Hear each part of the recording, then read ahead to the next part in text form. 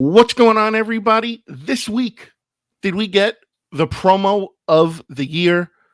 NXT Superstar extends his contract just for War Games, and wrestling safety. Rollins got attacked. All this and more on this week's episode.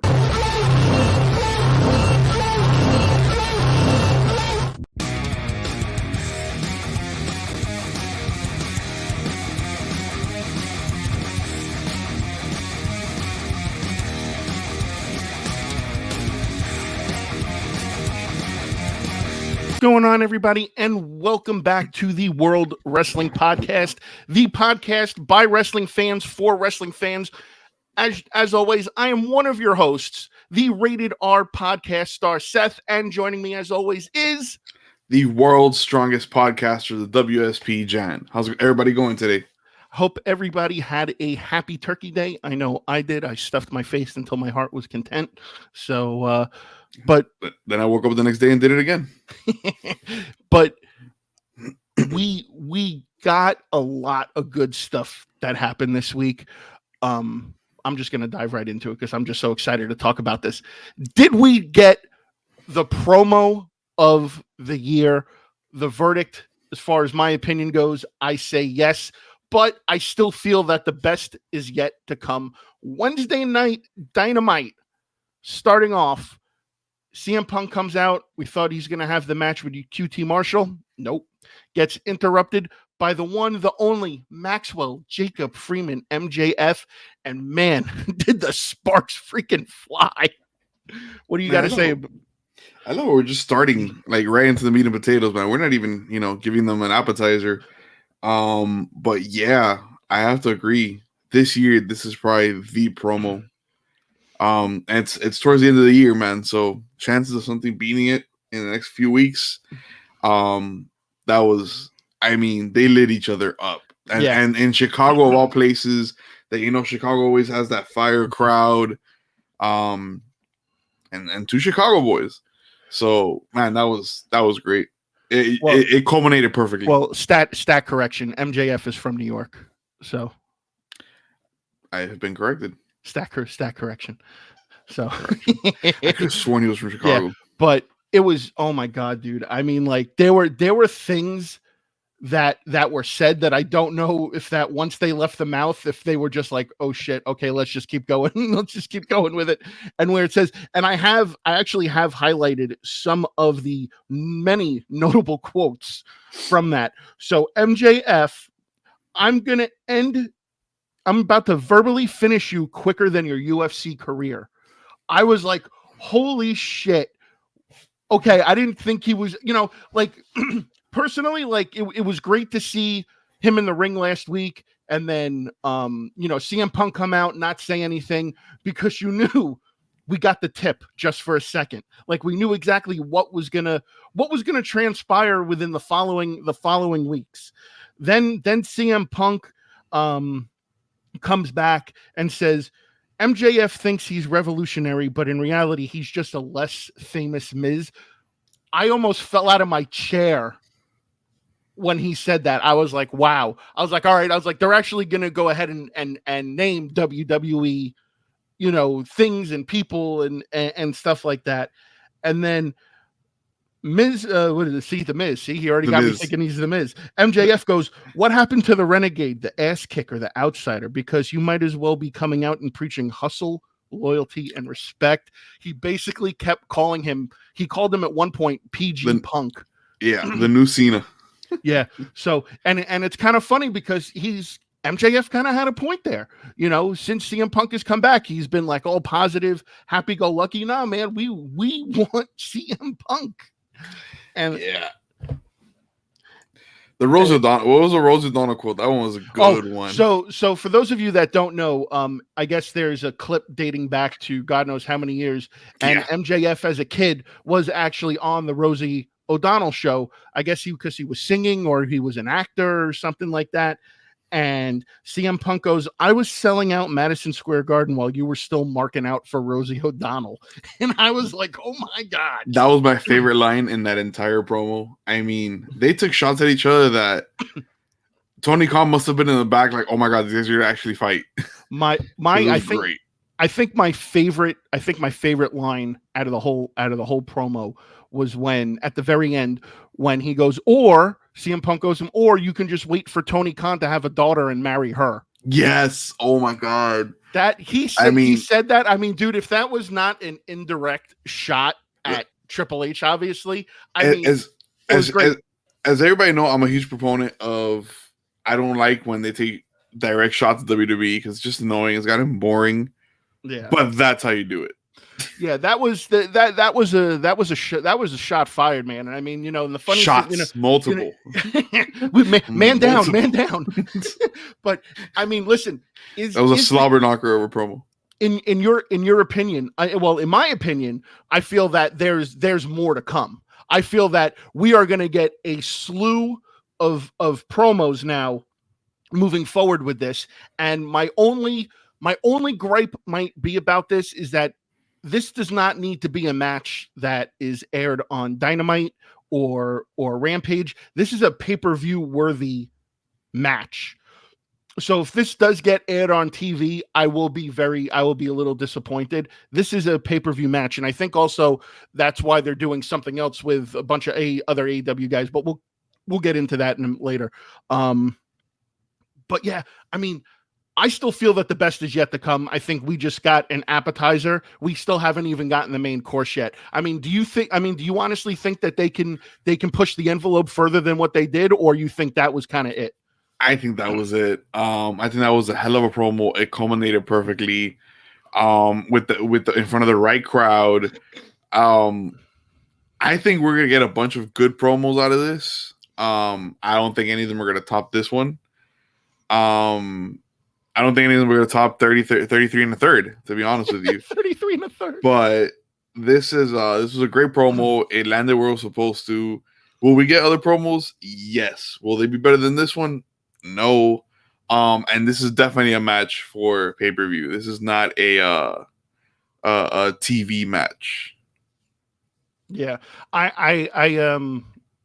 Yeah, man, I don't even know where to begin with this. I mean, it was just unbelievable promo. I hope they continue it. It keeps going. It doesn't stop. I still have a feeling that the best is yet to come. So that's how I feel about it. But we'll see what happens within the upcoming weeks. Again, you know, I feel that this is a pay-per-view worthy match. So I hope it continues. Yeah, I hope it holds up until the pay-per-view. So next up, we got word that an NXT superstar extended his contract just for War Games. So Johnny Gargano extended for 1 week, which kind of the same thing Adam Cole did, just so he can fight Kyle O'Reilly. But the fact that he only signed an extension for 1 week leads me to believe what I've been preaching to you the past couple of weeks, that there is more than likely a good chance he's going to leave. Jan's shaking his head. He's saying otherwise, but he's exploring his options. But let's face it, where the hell is it going to go? AEW is oversaturated. Impact wouldn't know what to do with him. ROH is closing the doors. WWE is the place for him. There's no other sure bet. His wife is there. His wife is pregnant. He's going to make his most sure bet, which is staying in WWE. So do you think if he does stay in WWE that he moves up to the main roster, or he stays in NXT? He stays in NXT. I hope he stays in NXT. Vince wouldn't know what the hell to do with him in the main roster anyway, other than feed him to Roman, or Lashley, or apparently Austin Theory at this point. The funny thing is, I don't think he could feed him to Austin Theory, because him and Austin Theory were a faction in NXT before Austin Theory went up. Yeah, which would be pretty fun to see again. I actually like them with Gargano's wife and Indy Hartwell, but even though Indy's now with Dexter, but I don't know, I actually like them as a faction. They were pretty fun. The way. This is the way. But I honestly think he stays with WWE. He stays in NXT. At least he signs at least for another few years. And then maybe, you know, after his wife gives birth and the baby's a little older, he's been there for another 2-3 years. Then he resigns to AEW when everything's Impact, when things are settled down. But right now is not the right time. The market's flooded with superstars. So I feel that you're wrong. There's I feel that there is a world of possibilities for him But there aren't. over at AEW. There's too many people. Do you think I personally, as a fan, he hear get me lost out. in the shuffle. As I don't think so. I do. I think a match against him and Sammy Guevara would be fantastic. The matches, the dream matches are amazing. That's what I'm saying. So the dream matches are amazing, but that's what entices these guys is to get. There would be nothing for him to do. He'd be just like Punk and Brian doing random matches on AEW Dark. I would love to see and we didn't get it when they were both in WWE. I would love to see a Gargano Brian Danielson match. Oh yeah, definitely. That would probably be one of the more technical matches you've seen to date. I think again, Gargano against Sammy Guevara would be a good match. I know obviously Bobby Fish and Gargano have had their run-ins. Getting to see maybe like a jungle boy against Johnny Gargano, would be a good match. Like you can go down the entire roster. Let's face it, you can go down the entire roster versus Johnny Gargano, and it would be a dream match. It would. It would. My thing is that it's oversaturated. Look at Miro. What the hell's Miro done? Miro, lost in the shuffle, TBS title, TNT title, sorry. TNT title, the whole thing, the whole tournament for the championship. AEW has too many people they don't know what to do with. So here's some quick food for thought for you, okay? If he resigns, I don't see him staying in NXT. He has to go up to the main roster. There's nothing that he hasn't accomplished already in NXT. He would have to move up to the main roster. And then if he does move up to the main roster, think about this. They travel crazy schedules, whereas AEW, they don't travel as much, and they've got more time at home, which again, guess what? That's more time that he could spend home with his wife and his newborn child when it comes. Mm-hmm. So there's the flexibility there that he might not get with re-signing with WWE. And then when his child is born and his wife and Candice has to return to in-ring competition, then what? So look at Seth and Becky. They take turns in the back with the baby. How will Gargano and Candice do that if they're on two different shows? But is it a smart move to bring a newborn baby out in the open right now? Ask Becky Lynch. Wow. Oh. Exactly. I rest my case. Court's adjourned. Court's adjourned, sir. I object. Sustained. Sustained. Overruled. You're out of order. This whole court's out of order. You're held in contempt. But I'm interested to see. What happens. Again, he re-signed just for that 1 week, just for War Games. So we'll see what happens. We'll keep a close eye on the situation. Again, and again, all these guys are all friends. So who knows who he's friends with in AEW? I mean, obviously he could be friends with Cole and Bobby Fish, and maybe Brian or Punk reached out and said, hey, it's good over here. It's a safe place, Yeah, so who really knows? Like Hall and Nash did with some of the research. Like, guys, come over here, the big boys play. It's nice over here. It's safe. 2 years later. Wah, wah, wah, wah. So then this leads me into wrestlers' safety.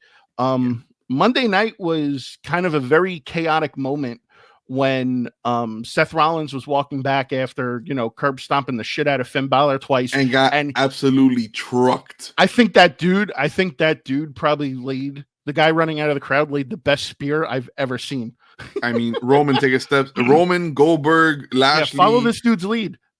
Exactly. He absolutely trucked Rollins. So I commend Rollins for staying professional in that moment, because if that was me and some dude trucked me, I would have hopped right on top of him and just started beating his goddamn head in.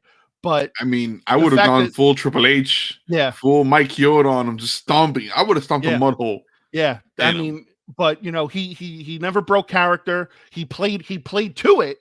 Yeah, how times have changed. We got a quick glimpse of it on Monday Night Raw, and then it could, and obviously they cut it real fast after it happened. But then obviously you go on social media and people that were in the crowd, they posted their videos and you see it from multiple angles and everything. And I mean, dude, it was crazy, man. And that's a scary situation because you don't know if that's just some dude that's just batshit crazy or this dude is literally coming to hurt him. Yeah. Now. Yeah, you don't know what his intentions are. All Exactly. you see is this big mass of humanity running through Rollins.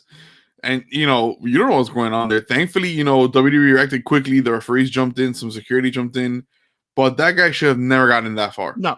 The minute he jumped the barricade, somebody should have stopped him. Somebody should have stopped him right now. Which, again, is that lack of security for WWE, or is that lack of security for the arena? Where they, for the Barclays Center, or was it just a lack of, of trying on the security's part? Maybe they weren't in the right position. Maybe they were in the back in catering.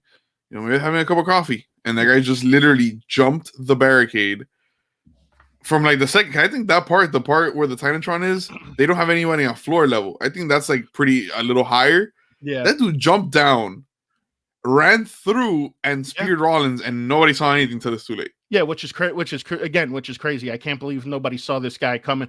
Nobody saw this guy coming. I mean, and that dude was booking. But so if I can, that was the out of nowhere moment from the moment of the week. But you know what? I'm glad Seth is okay. I'm glad nothing happened. But it did.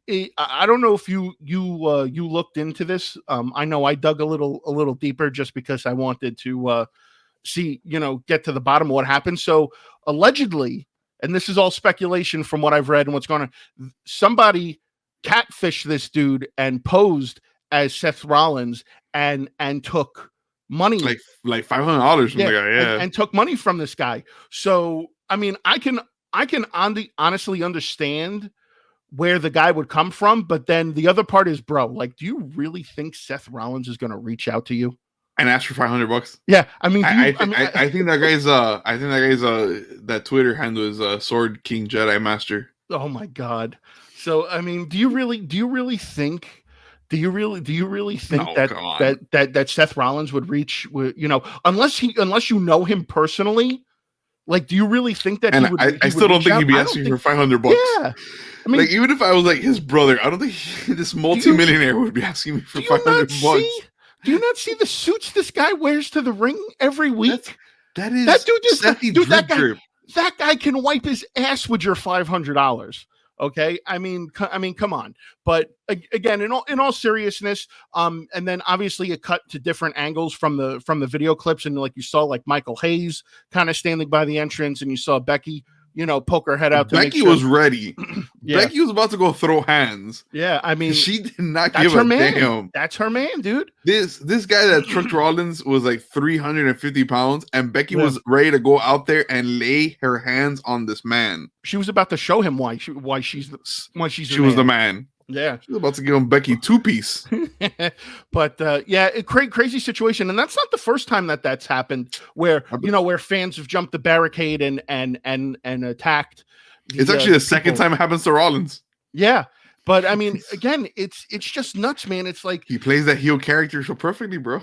People take it back to the 90s. I get it, man, but it's like, dude, it's like you've really got to be like that batshit crazy to try to attempt something like that. So the guy King Jedi Master.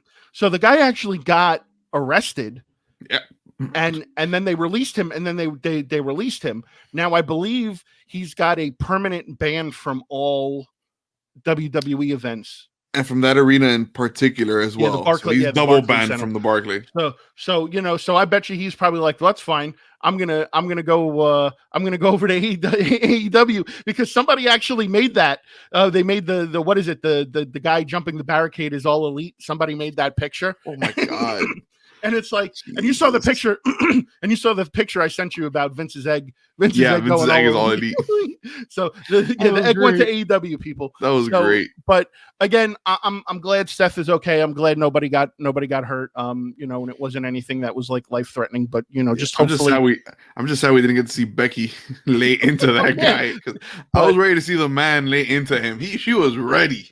I hope though moving forward, this is kind of like an eye opening experience where maybe they do bump up the level of security on the floor by the entrance and stuff like that, just to protect, again, because these guys are going out there every day, they're putting their bodies on the line, they've got to remember their lines, they got to remember the move sets and all that stuff and the way the match is going to play out. It's like the last thing they want to have to worry about is getting attacked by some jackass, coming out of the crowd. Yeah. So. This was a total failure in security department.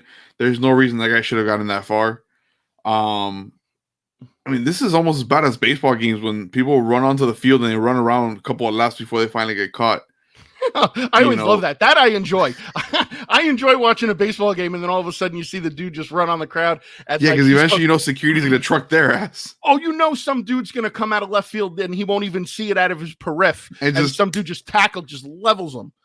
Yeah, so those are great. But to really step up your freaking security. It's time to get in our favorite part of the show recap. So let's start it off with, of course, none other than Monday Night Raw. It started in a kind of promo-ish, but it was funny. It was great. It was great. So we got Randy Orton in the gorilla area is what they call it, and he's gorilla standing position. There gorilla position. Sorry. Well, you're as big as a gorilla, so I'm just saying. I am. He's Randy Orton's there, and he's like, "Oh, where's Riddle? Riddle's never late for any of this stuff." And then, of course, Riddle just comes onto camera, and he's dressed like Randy Orton, and I'm like, "Oh my god!" This almost. I mean, Monday Night Raw almost started with a promo of the week, because this almost had that Damien Sandow vibe when he was with with the Miz. With the Miz. Yeah. This was so and Riddle came out. He was Mizdow. Mizdow. When Riddle came out with a mustache and the goatee, the little patch, Bro, I almost fell out of the chair. I was laughing so hard. He's like, "You told me I need to be more like you, and this is what I'm doing." Be like me, not beat me. Yeah. So he goes, so obviously he goes out there to the entrance music. He climbs on the top rope, and he does the thing with the hands, which is great. And then obviously he they had the match where he fought the commentary. The commentary. I think it was Corey Graves that said Riddle does Randy Orton better than Randy Orton. That was so perfect. Yeah. So obviously Riddle comes out and he has a one-on-one match with Dolph Ziggler, and Bobby Roode's out there, and so is Randy Orton. So Big Bob. Sorry, Big Bob. So they have the match. Riddle wins with an RKO, which is fantastic. Yeah, but he's really good at that RKO. But then there's a fight consumes in the ring afterwards, and Randy Orton's like, "You know what? Time to one up this kid." So what does he do? He hits the Bo Derek on Bobby Roode, and Riddle's like, "Whoa!" He's like, and you could, and like you've said it before. You can tell that Randy is having a lot of fun. He is enjoying this because it's not for the championship. There's no stakes. He's just enjoying the storyline, man. And that was great. See him do the Bro Derek and celebrate with Riddle. I don't know. I really like this tag team. I really like them. And at first I couldn't stand them. Yeah, but they grow on you. Yeah, they grew on you. They have grown. Vince, you got this one right, sir. You are correct, sir. You are correct, sir. So then we get Bianca Belair against Tamina, and of course this is just a squash match. And another throwaway match. Bianca Belair just to up her stock, but then Doudrop, comes out and does her thing, which of course now obviously this is gonna lead to Bianca and Doudrop at some point, and it's like I get it. I guess Vince is that high on Doudrop. That's his female Big Show. She was a heel. She came out with Eva. She was a heel. She turned face to defeat Eva. Eva's gone. She's the heel again. I love how I love how you always find a way to work in your Big Show turns. My Big Show, my out of nowheres. They're going to be on every single episode. I'm going to find a way to put them in every time. So then we get to the point where we found out who took the egg, and that came out of nowhere. And honestly, I'm not gonna lie. I was kind of disappointed, and I think mostly everyone else was disappointed as well too, because we were expecting maybe the Brock, or we were expecting Rock. This was almost as bad as Hornswoggle being Vince's illegitimate son. that reveal, or the reveal of the Monday Night General Manager on the laptop.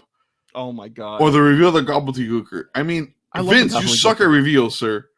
Like, I should have known it was Austin Theory the way they're trying to push him. Yeah, but oh my god! And it was funny too, because he's like, I saw it, and he's like, I wanted to take a selfie with it, and then he's like, I got scared and I ran with it. He's like, it I'm made so no sorry. Sense. Zero sense. But then, did any of that make? But you know what doesn't make any sense is there's so many holes in that story, in that promo, because he was telling Sami Zayn, he's like, you find it, you get a championship match.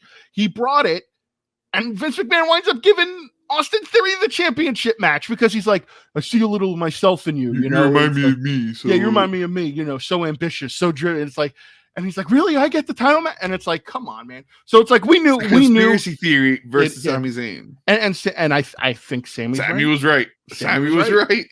So he did everything he was supposed to, and he still didn't get the match. Then we get the Rollins coming out and beating the shit out of Finn Balor and just curb stomping the crap out of him twice. Which again, that's gonna set up a pretty good match between Rollins and Balor. But again, that's gonna be a good match. But again, it's like, I don't understand. They can throw down. But it's good. It's a good match, but I don't understand why they're doing it, because they should be building towards the Rollins versus Big E now. What they should be building is Finn Balor. Rollins doesn't need to be built up. Everyone knows who the hell Seth freaking Rollins is. But people are gonna forget who the hell Finn Balor is again. Yeah. Then why is Finn Balor enhancement talent?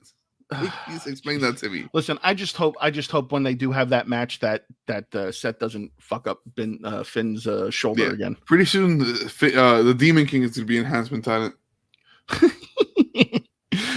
Then we get the Street Profits versus AJ Styles and Omos, and of course, it ended in a no contest. This was almost a good match. I thought it was again. I think it's kind of difficult. They've made Omos too strong, I feel, and there's only one man that can be Omos, and the Great Khali. I feel there's two. I'm not even going with the Great Khali.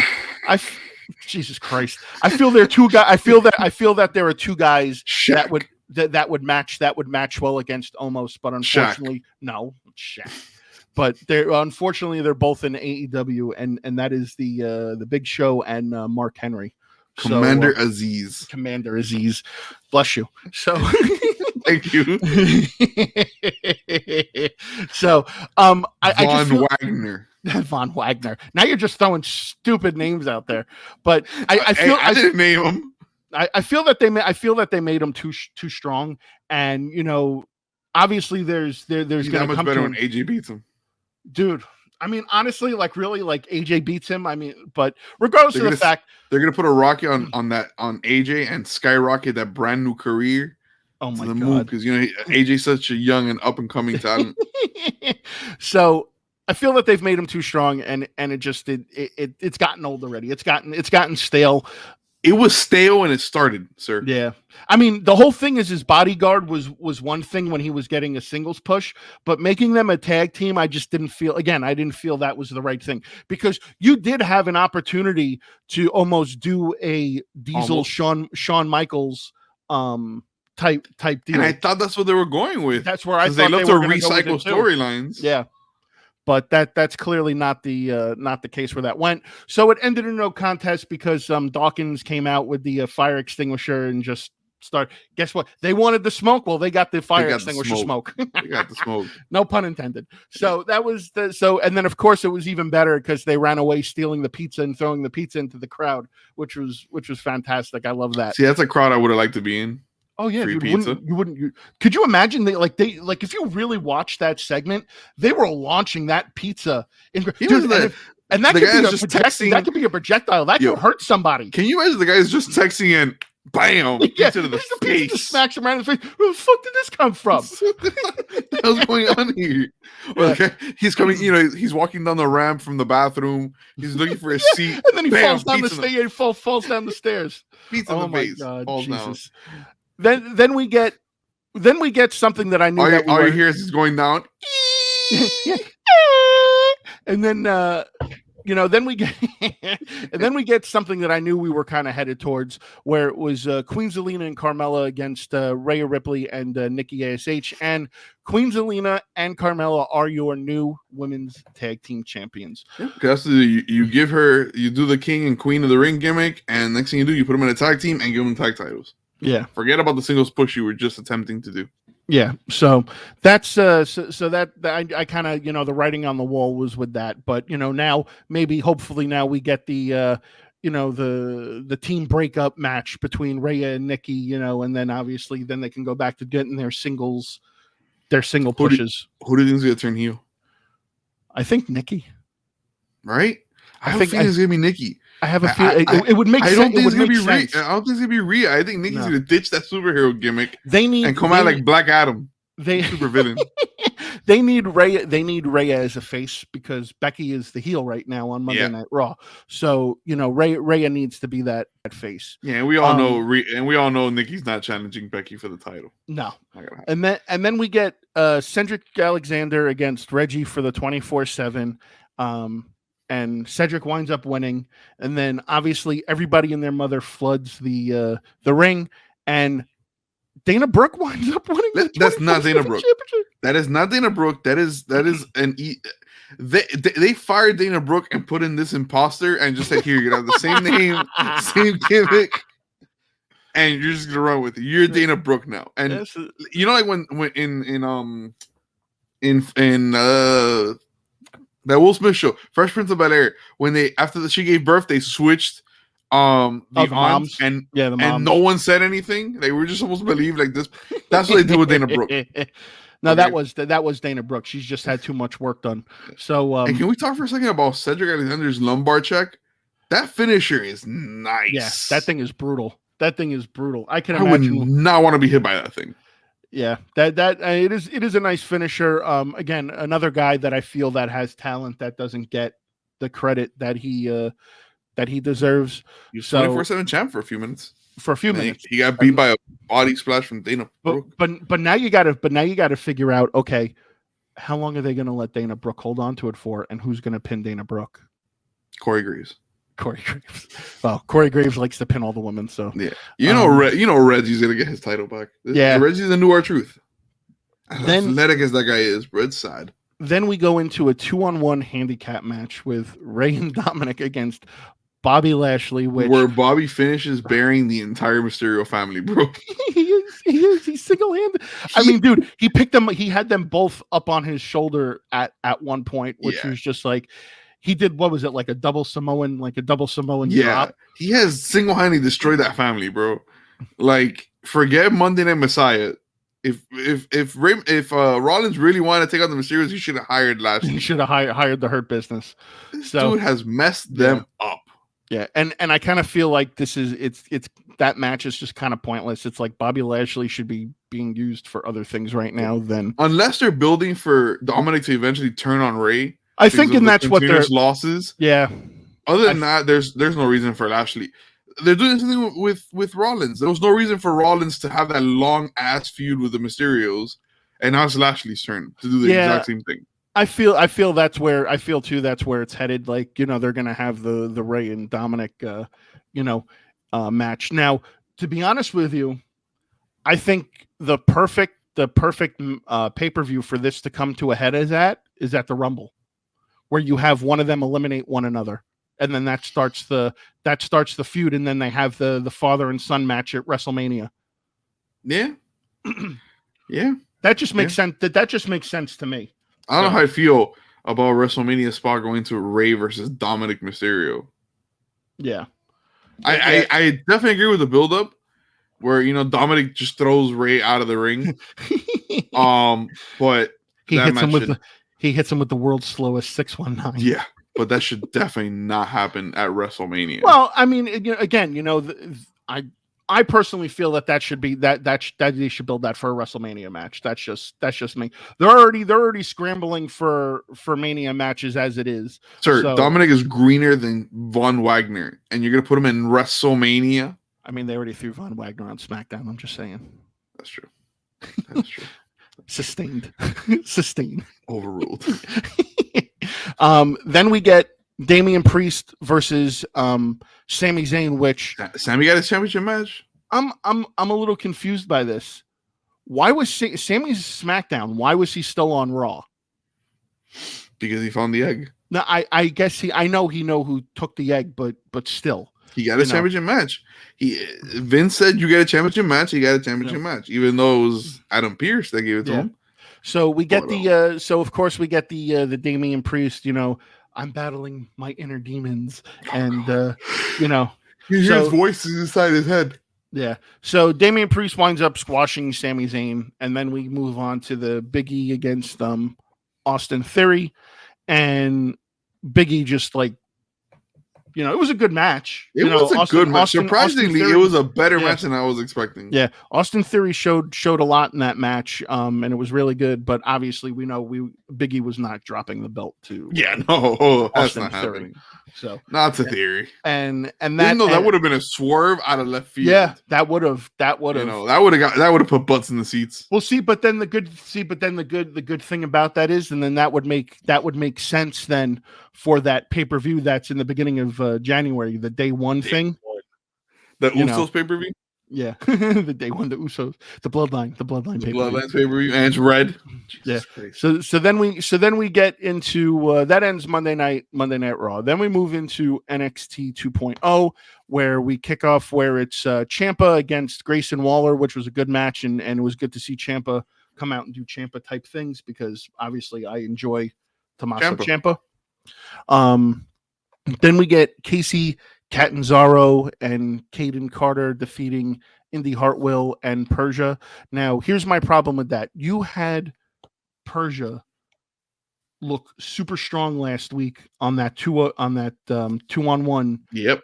And to get beaten this week. Yeah, just to 50-50 booking at its finest. Yeah, just to get beat this week, which doesn't make sense. And I understand why they want to push Casey Catanzaro, because of her American Ninja Warrior background and her popularity, And I get that. She's good. And she's good. Yeah. She really is. Yeah. But they could have done that differently. They didn't have to do Persia like that.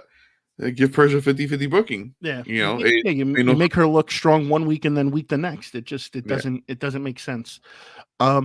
Then we get Santos Escobar, or the new Andrade, as I like to call him, against Malik Blade, and obviously that was a squash match. So, of course, Santos steamrolled through.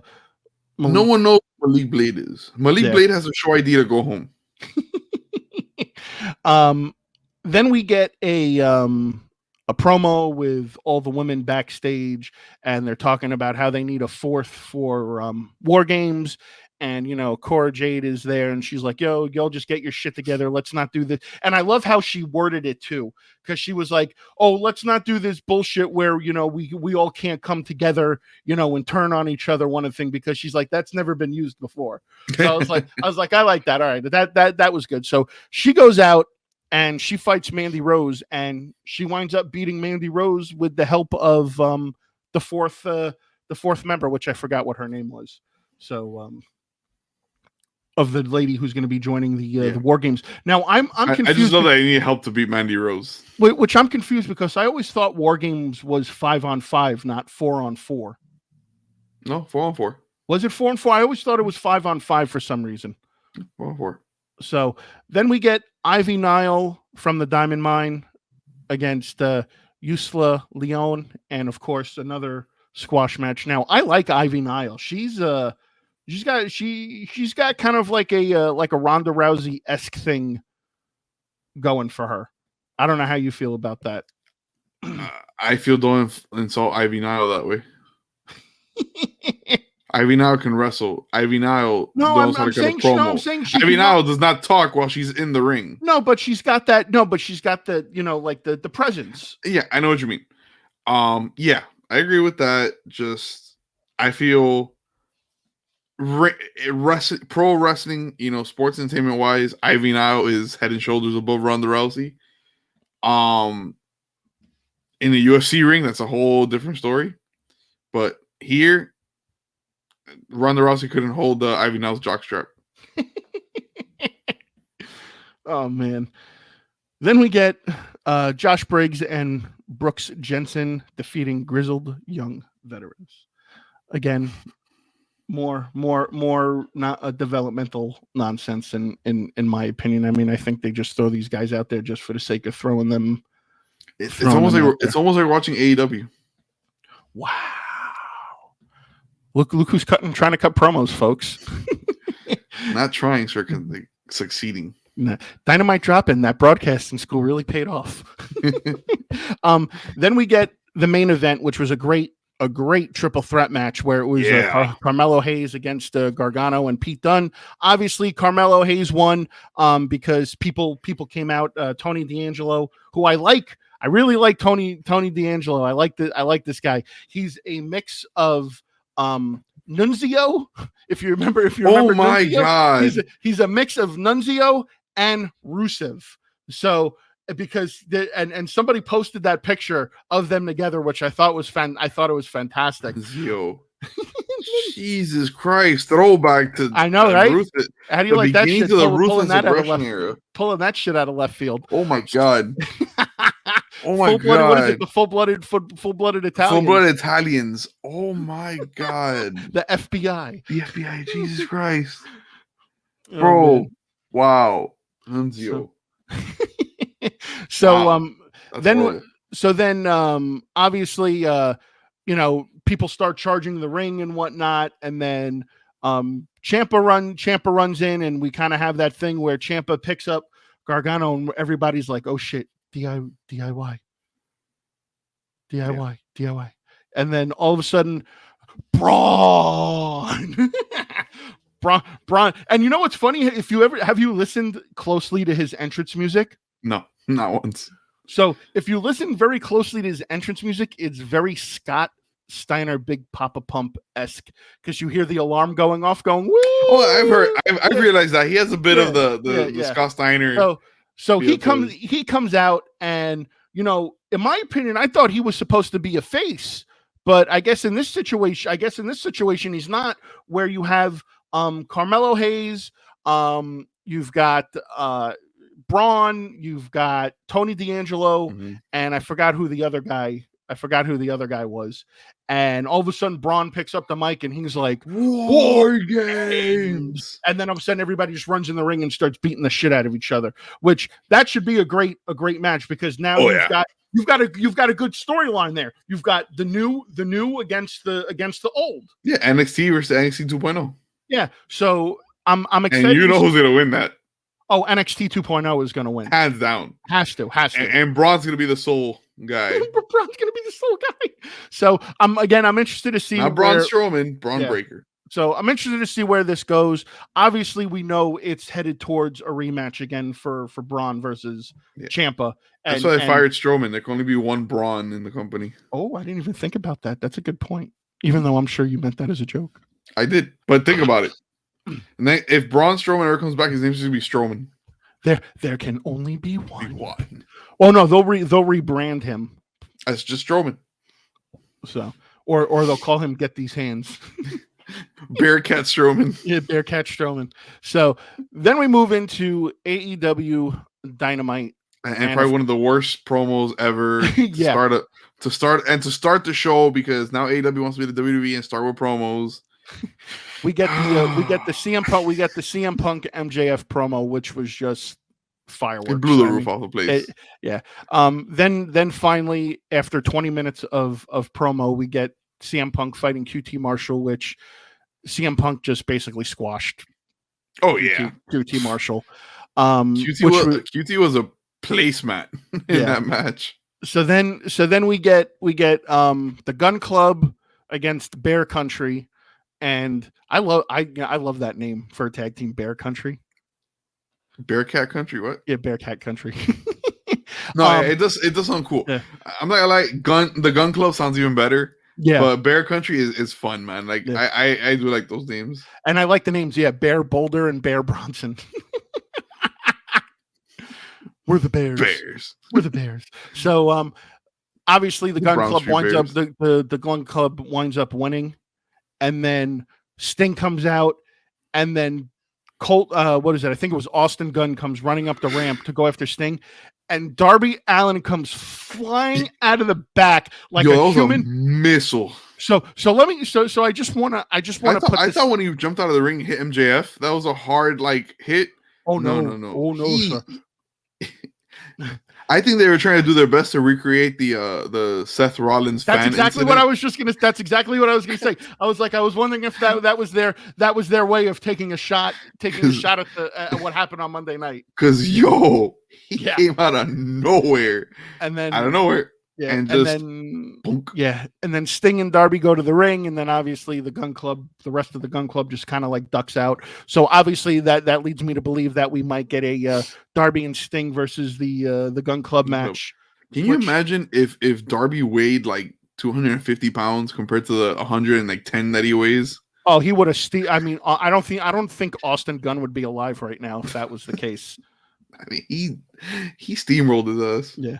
Then we go backstage and we got Bobby Fish with Adam Cole, and they're talking about the loss, and they're tired of all the bullshit and everything like that. And then you get Best Friends and Yuta and Orange Cassidy coming out, and and of course that leads up to the match that they had on Rampage. Then we get Jamie Hayter versus Thunder Rosa for the next tier in the TBS title match. How many more tiers are there left? They've had 100 matches. Yeah. Well, they're stretching it. So then we get then Thunder Rosa obviously winds up winning, but not before Britt Baker tries to interfere, and she actually winds up super kicking Jamie Hayter. So now I wonder if there's going to be some tension. There's going to be a little tension, and surely Jamie Hayter will split from Britt Baker and Rebel. So, but Thunder Rosa winds up winning, and I think she's moving on to fight Jade Cargill, which that's going to be a match. That's going to be a match. Yeah, it is. But I believe Jade's going to win, and Jade's going to go all the way. She needs to. If Jade does not win that belt, I'm going to be very, very disappointed. Then we get the American Dragon, Bryan Danielson versus Colt Boom Boom Cabana. So Boom is because of the 2 teeth he lost in that match. Exactly. So has Bryan stated he's going to go through every member of the Dark Order to get to Hangman Page. So I guess at some point he did knock out Colt's teeth. Yeah, because he showed him in his hand, which was crazy. And then obviously, Bryan Danielson wins, and then he's cutting a promo, and then Hangman comes out, and then they start going fisticuffs in the ring, and then obviously, he tried to hit the buckshot lariat, and then Bryan ducked out of there quicker than you know what. So, yeah, I mean that was a good match, and then of course we got the main event, which was the Lucha Bros and Cody and Pac against FTR, Malachi, and Andrade, which obviously at that point, Cody. There was a massive humanity in that ring. Yeah, dude. Honestly, it's I don't know what they're waiting on. Just turn Cody heel already. Every week, every week this guy comes out and gets booed, and it's such bullshit because again, he's done a lot for AEW and wrestling. For wrestling in general. He should not be treated that way. We would not be talking about AEW if it wasn't for Cody. No. So that was a good match, but obviously towards the end, Cody super kicks Pac, and obviously it was a mistake. And then I think it was Andrade mistake. That comes and mistake. Then mistake. And heel turn. Heel turn. And then Andrade pins Pac, and then that's the match, and then they all beat the shit out of everybody after that, and then that's what ends. And now we move on to the best show of the week, Impact. And there was no show for Impact this week. Yep. So best Impact show I've seen in a long time. Oh my God, you're horrible. Then we jump right into Friday Night SmackDown, and of course, what do we get on Friday Night SmackDown, Jan, to open the show? Promos. Exactly. So Reigns comes out and basically is establishing his dominance as he waits for the next opponent. We find out you said it. basked in his glory. Yeah. we wait for he waits for his next challenger, and in the midst of that they announce a battle royal for who the number one contender is. But then also Kaya Braxton's in there, and of course Paul Heyman just goes to town. Oh, if you don't have a definite confirmation about Brock Lesnar returning, then you shouldn't be saying things that aren't true. And he basically made her feel little in the ring, which was bullshit, but whatever. So then Kyla Braxton's getting her wings in there. Oh yeah, she's getting her push. Getting the just be able to stand in the ring with Heyman and have a mic battle with the guy. Yeah. Then we get McIntyre and Jeff Hardy against Happy Corbin and Madcap Moss, and of course Hardy and McIntyre win. Freaking Madcap Moss. They need to release Corbin and Madcap. I mean, yeah. Listen, I don't want anybody to lose their jobs, but or don't release them, just repackage them. This is horrible. Like, it's just horrible. It is. I can't stand either of their gimmicks. And I liked Humble Corbin, the whole broke thing, wearing the dirty shirt. The shirt got progressively dirtier every week. Like, he sold the hell out of that gimmick. He did. And it lasted only like a month because then he went to Vegas and won millions, and now he's back on top of the world. And now he's back, and he's got Madcap Moss with him. They ruined that storyline. Then we get Cesaro against Ridge Holland, which is now, I guess, Sheamus's new protege. So, which is, of course, they like to swing their shillelaghs around. So, so obviously, I'm glad Cesaro didn't get squashed by Ridge Holland. So thank God, man, because again, so there's no reason why Cesaro should be mid-carded. That's just my opinion. That dude has paid his dues, and he should definitely be getting a push right now to go against Roman, which we'll dive into that later. Then we get my man, Rick Boogs, against Angel in a Thanksgiving leftovers throwdown. We get your man, Rick Boogs, losing to Angel. Yes, but Thanksgiving leftovers. Not before we got to see a sick running leg sweep by Shinsuke, and Humberto goes through the table, and I mean, like, that was a sick leg sweep. I mean, I feel bad for his shins. That had to hurt. Yeah, I mean, he took his legs out right from underneath him. You know who the real victim of that was? That pie. No, the guitar. Because it's enough. Rick Boogs already had his guitar broken by Damien Priest. He didn't want to have to lose another one. What are you talking about? That's the best thing that happened all night. So that's the best thing that happened all night. I mean, I hate Boogs and that stupid guitar. I want Elias back. I want Elias back. They should team up together. They should have Boogs and Elias team. Oh my God, no. Can you imagine them just playing? That would be awesome. That would be Rick awesome. Boogs, they're here to rock it out with Elias. Then they need one more. Then they need one more guy, and then they can be a 3-man band. Heath Ledger's return confirmed. It's not Heath Slater. Sorry. Yeah, Heath Slater. Heath Ledger. Yeah. Then we get Charlotte Flair coming out, cutting a promo. And you know what? I'm glad she came out and cut the promo that she did, because, again, we talked about this. Because we got to see Tony Storm. No, we talked about this where, okay, who was going to take the pin? Was it going to be Becky or was it going to be Charlotte?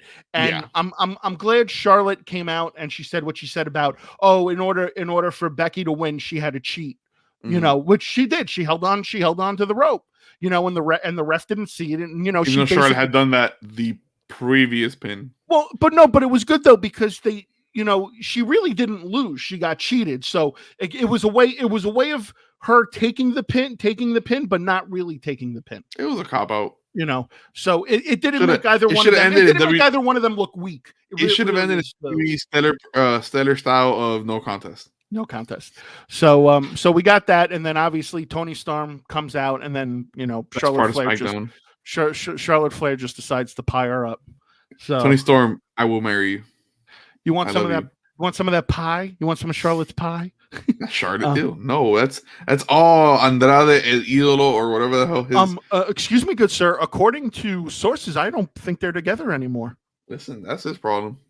So, then we get then we get Sasha Banks. They cut to a promo of Sasha Banks in the back talking to Sonya Deville about why she hates Naomi, and then she's like, "Oh, well, if you like Naomi so much, why don't you have a tag team match?" So it was Sonya Blazer and Sonya Blazer. What the Sonya? freak? I fucking know how to pronounce Shayna Baszler. Shayna. I don't know how to pronounce her name. Put some respect on her name. Yeah, Shayna Baszler and Natalya against Sasha Banks and Naomi, and of course, Sasha Banks and Naomi wind up winning, and Naomi gets the pin, which is great. But I don't know, man. Again, they did my girl Shayna dirty. They've been doing my girl Shayna dirty since the Elimination Chamber match. And this woman went in there and dominated the entire chamber by herself. Yeah, and she still hasn't seen a women's championship yet. Yeah, it's rough, man. It really is. They've done that woman dirty.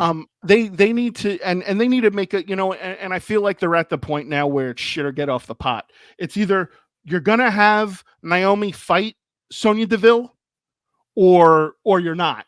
It's a WrestleMania match, bro. It's gonna be on right after Mysterio versus Mysterio.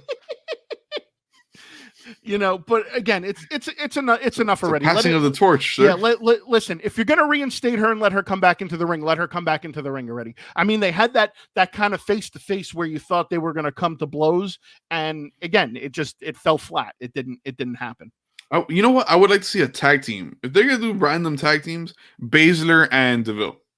Yeah, that would be a good take. Well, they were. That was her thing, wasn't it? It was her and No, it was Deville and Mandy Rose. Yeah, Mandy Rose. That's right. But I'd like to see Baszler and her together. Two former legit fighters teaming in wrestling. Yeah.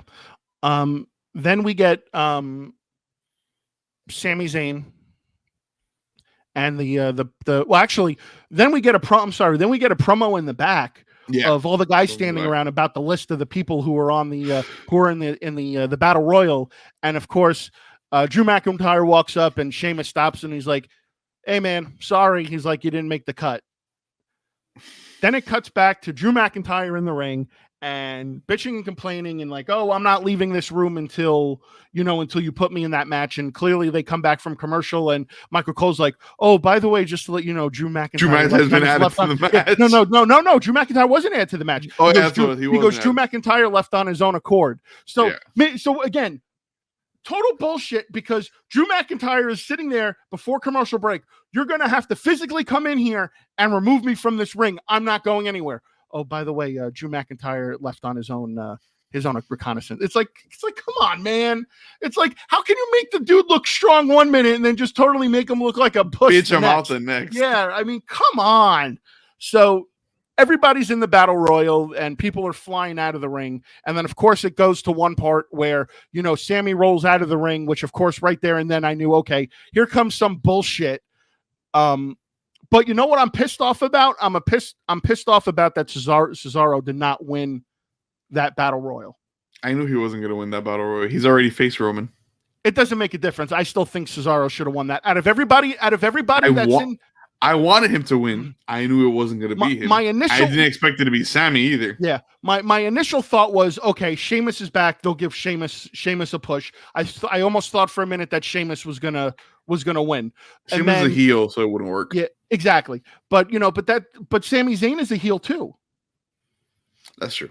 That is true. So I don't get the movie. Why Sammy? Yeah. What the hell has Sammy done? Well, I think this is just them saying goodbye to Sammy. I think no conspiracy theory. He's another one that their contract's up, and they're just going to give him one last hurrah. But again, can you imagine he beats Roman? Now Jeff Hardy being the last guy until Sami Zayn snuck up behind him. I mean, I kind of thought it was interesting, obviously, because they were in North Carolina and that's where Jeff Hardy's from. So I kind of figured, okay, give the hometown guy the win, and then Roman just squashes him, next week or whatever town they're in. But it's like Sami Zayn. I would have been okay with Jeff winning, honestly.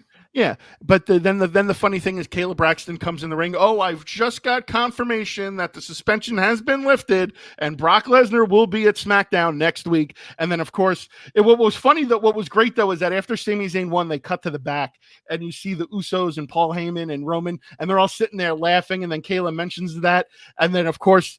About Brock Lesnar, and then they cut back to them, and they're all sitting there like the smiles are wiped off his face, and then Roman turns his head to Paul, and Paul's like, he's got that look like my tribal chief. My tribal chief. My tribal chief. I had no idea. I had no idea this was going to happen. So next week's SmackDown should probably be pretty good, especially now with Brock being there. And dude, Brock is so over, and he's not even there. People are in the crowd chanting, "We want Brock." When was that? I haven't heard that since like 2012. Exactly. No, not even that. When Brock had his face run. Oh yeah. During the aggression. When, dude, they were all. He's over. He's like, we want Brock. So He hasn't been that over since he had that feud with Angle.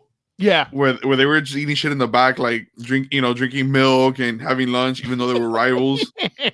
Yeah. So when Chris talking to the girl and he hits him in the back and he spits the milk at the announcer. Yeah. I mean, that was the last time Brock was really over. Yeah. And when he came in and just destroyed Cena. Oh yeah, when he came back. When he created Suplex City. But this is great now. So I'm glad Lesnar's over, which is going to make interesting now to see where this goes. Then we move into Rampage. Starting out, no promos. It was just right into Adam Cole and Bobby Fish against Yuta and Orange Cassidy. No promos, just homos. Nice. And then Adam Cole and Bobby Fish wind up winning, which was fantastic. Yeah. Undisputed shock the system. Yeah, I was sitting on the couch watching. I was like, throw up the hands. I'm like, throw up the hands. Or at least the AJ Styles fingers. Yeah, AJ Styles fingers. So that was cool to see that. Then we got something that was totally unexpected. Was Tony Schiavone backstage with the premier athlete Tony Nese. We finally got verbiage from Tony Nese.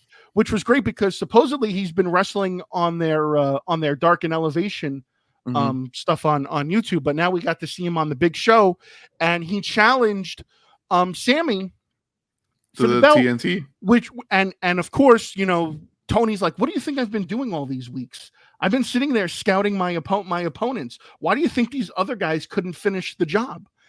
And then of course, him attacking Sammy and then putting his knee on the ribs because he knows that's where he's hurt right now, was like, okay, that was a good way to end that exchange. So maybe Tony has it. Maybe Tony Nese has his number. Who knows? I'm looking forward to Tony Nese. I'm a huge Sammy Guevara fan.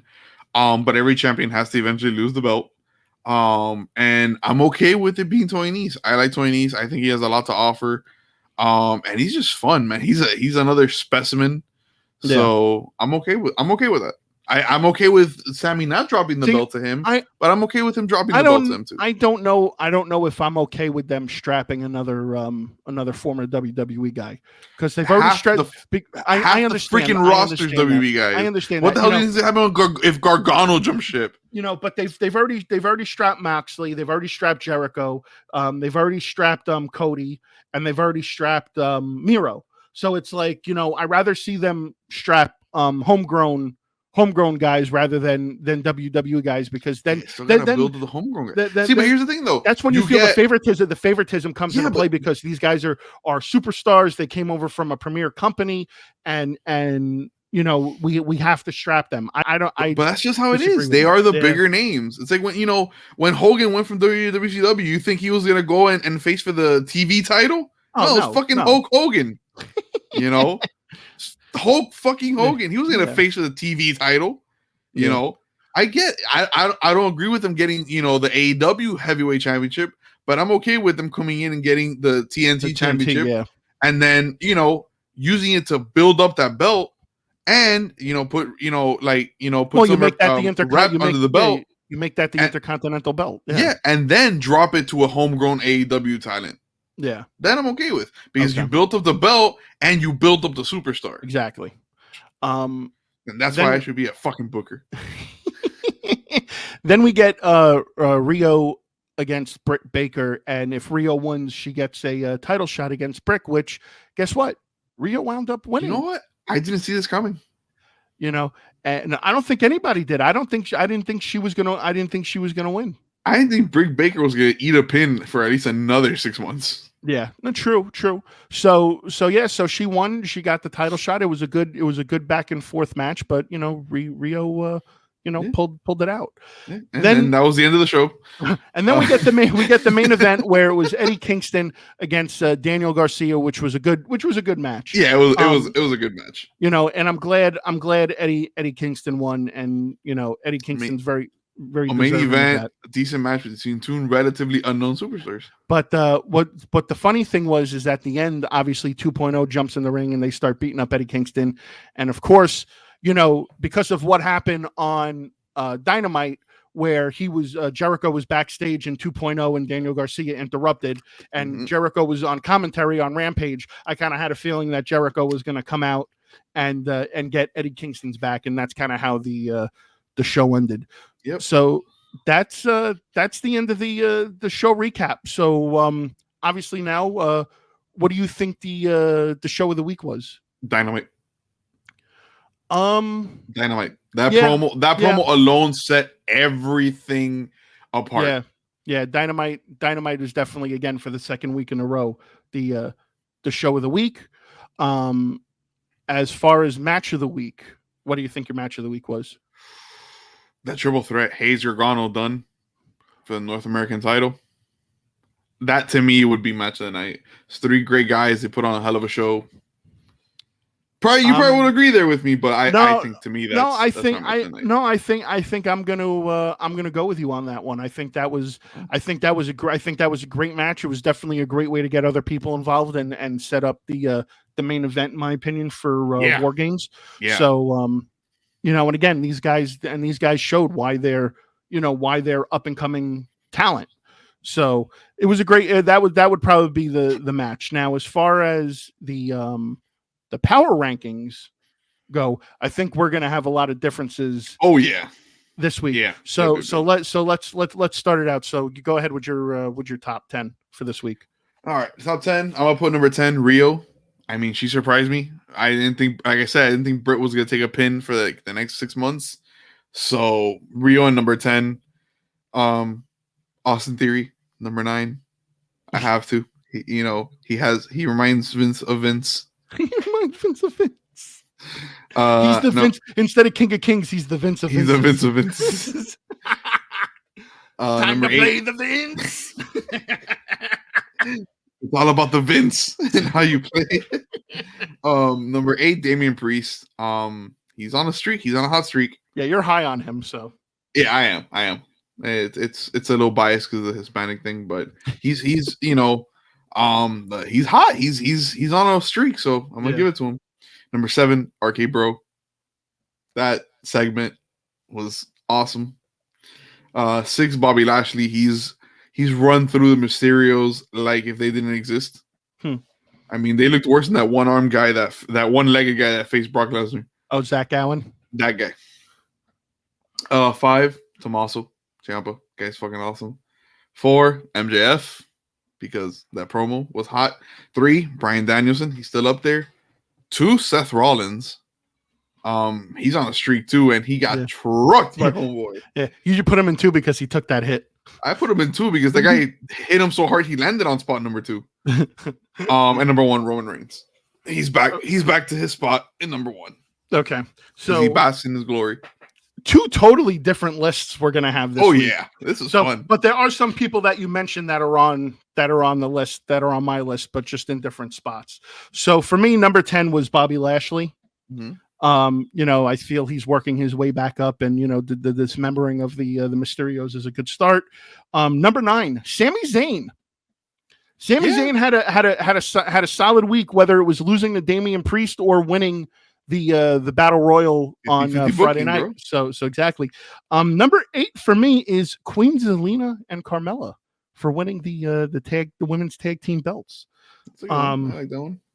Number 7 for me is I'm going to go with Adam Cole I feel Adam Cole's doing good work. I feel his matches are really good, and I feel he's making his way up eventually. And again, it's only a matter of time before he replaces Kenny, or the Young Bucks kick him out of the Elite. Shock the system. Number 6, because of his promos and his match, I'm going Eddie Kingston. Again, I love Eddie Kingston. I like him a lot. I think he's a great talent. He's another guy with solid mic skills that I enjoy listening. I enjoy listening to promos. 5 for me is Rollins.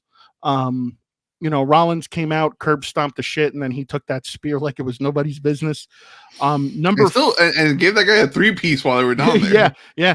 Number 4 for me is Tommaso Ciampa. So I have Ciampa high. I have Ciampa high on that list. I'm a huge Ciampa guy. Yeah, just a spot higher than me. Yeah. But yeah, I'm a definite fan of Ciampa. Number 3 for me is Big E. I feel Big E had a good showing at Survivor Series, even though I wish he would have won.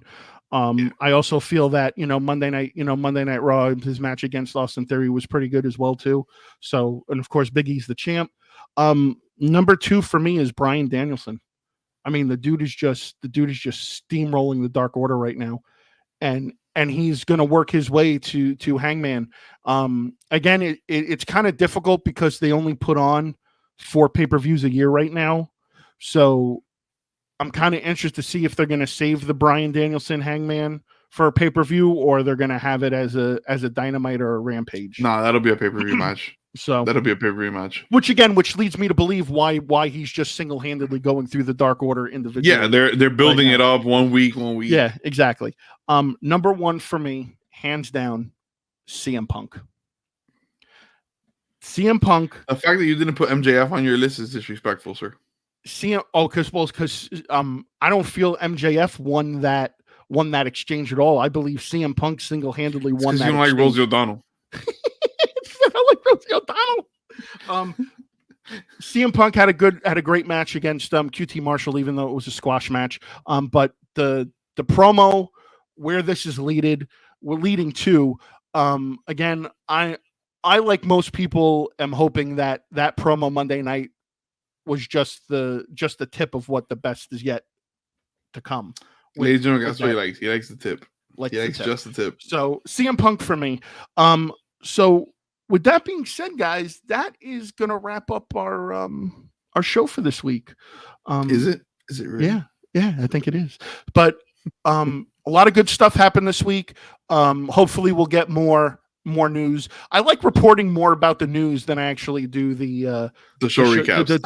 I agree. I love the news portion of it. But show recaps are important. They are important. We're giving our opinions. And it's just our opinion, but the news is where it's at. Yeah.